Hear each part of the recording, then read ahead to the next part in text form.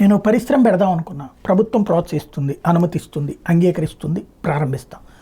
100 కోట్లు దగ్గర పెట్టుకుని వచ్చిన తర్వాత కరెంట్ డిపార్ట్మెంట్ వాళ్ళు కమిషన్లు, లంచాలు లేకపోతే పని జరగదు.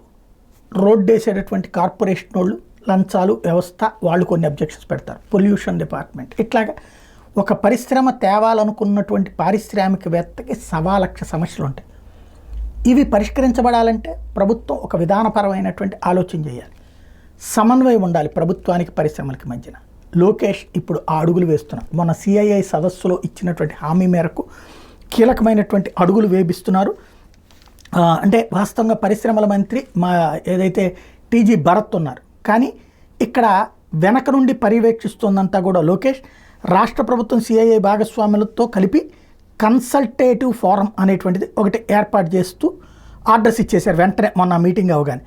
దీని ప్రకారం ఇక పైన ఎప్పుడైతే పరిశ్రమలకు సంబంధించిన వాళ్ళకి ప్రాబ్లం వస్తుందో వాళ్ళు ఇమ్మీడియట్గా ఈ ఫార్మ్ని కన్సల్ట్ అయితే ప్రభుత్వంతో వాళ్ళు మాట్లాడి త్వరగా సమస్యలు పరిష్కరిస్తారు. చాలా మంచి ఆలోచన, వేగవంతంగా పరిశ్రమలకు ఉన్నటువంటి అడ్డంకులను తొలగించేటటువంటి చక్కటి అడుగు.